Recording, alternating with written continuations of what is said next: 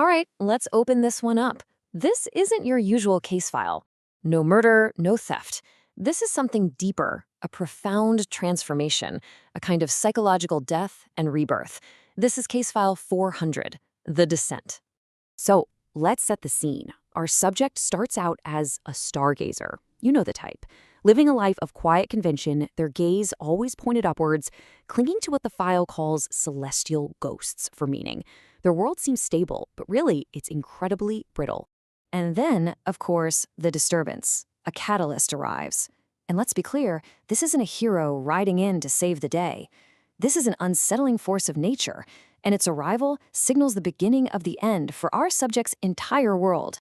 So here you have it, the two opposing forces. On one side, there's our passive stargazer, just waiting for some kind of silent judgment from above. And on the other, you have the wanderer, described here as a jagged shadow, an instrument of revelation. His whole purpose is just to shatter the status quo. So what's the wanderer's weapon of choice? It's this concept called the geometry of the grotesque. And believe me, this isn't about gentle persuasion. It's a truth so raw, so direct, that it punches right through our psychological armor. It's like a surgical strike, designed to hit us exactly where we're most offended. Now, you can imagine, this kind of brutal honesty, it doesn't really start a debate. It causes a full-blown crisis. The very foundations of the subject's world just begin to fracture. And this is the point of no return. Let's look at the primary tool of this old world, the golden compass. This thing represents every external system of validation we rely on. Society, tradition, that silent judge in the sky. And notice what it does. Its entire function is to point away from the self, keeping us forever looking outward. So, the very first act of rebellion is to shatter that compass. And this isn't just about breaking an object. It's a violent rejection of all external guidance. For the first time, our subject is completely unmoored, forced to finally look inward and confront the chaos they find there. With the compass gone, the next layer to be destroyed are the masks we all wear. The file has a great name for them, the glass masks of convention. You know, the polite scripts and workplace smiles we use to perform our roles in society. And the shock of this exposure is precisely the point. When the masks are shattered, there's absolutely nowhere left to hide. The individual is just there, forced to confront the unhomely reality of existence, completely raw and unfiltered. With the old world and the old self lying in ruins, there's nowhere to go. Usually, paths lead up to some kind of summit, but this case file documents an inverted journey. The only way forward is down. The path of this inverted journey has three pretty distinct steps. First, you reject the illusion of societal perfection, the false summits. Second, you enter the uncanny forest of the self. And finally, you embrace the dark soil, the primal, foundational reality of your own being. This is the core philosophical shift right here. The journey requires trading the distant, blinding light of the star, that external, absolute authority, for the rich, dark, and messy reality of the soil, the very ground of your own history and potential. The Wanderer's lesson is brutal, but it's simple. Strength isn't found in daydreams or some celestial longing.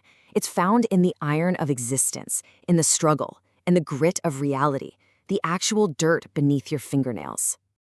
Okay, so deep within this uncanny forest of the self, a confrontation becomes inevitable. This is the climax of the journey, a meeting with the darkest part of your own psyche. This obstacle is documented as the verdant dragon. Now, it's not an external monster. It's the spirit of self-deceit within us all. It's that part of you that always says no, the part that denies truth, the part that would always prefer a comfortable lie. And this confrontation is agonizing. The dragon forces the subject to face every single lie they've ever told themselves, every convenient truth they've accepted. It's a kind of self-inflicted torment that brings absolute, painful clarity. Surviving this doesn't mean slaying the dragon. It means enduring its gaze. It means moving past the easy theology of comfort and finding a strange, almost terrifying beauty in the abyss of pure, unvarnished truth. From the ashes of this reckoning, a new self has to be built. And this isn't about repairing the old one, it's about forging something entirely new from the raw material of that painful confrontation. The engine for this forging is the will to power. And this isn't about dominating other people, it's about mastering yourself. It's a relentless internal drive for growth, an organic, aggressive force that, like a vine, doesn't just passively wait for rain, but actively fights to reach the light. And the result of all this is the emergence of the Übermensch, or the self-overcomer. This is the individual who no longer needs external rules because they have become the lightning that creates their own values, forged from their own unique experience of suffering and joy. This brings us to the final stage of the transformation. The subject is no longer a victim, no longer a performer, no longer a seeker. They have become sovereign. The journey is complete. The subject has transformed from a beggar of the stars, constantly looking outside for permission, into a sovereign of the soil, completely grounded in the authority of their own spirit. This is the final image from the case file. The performance is over. The subject, having tasted the iron of existence, stands alone, without a mask, without a compass, and without a script, ready to face reality just as it is. And that brings us to the close of this file. The evidence has been presented, the transformation documented. But the final question isn't for the subject anymore, is it? It's for us. What happens when the curtain finally falls? Can you face what's left?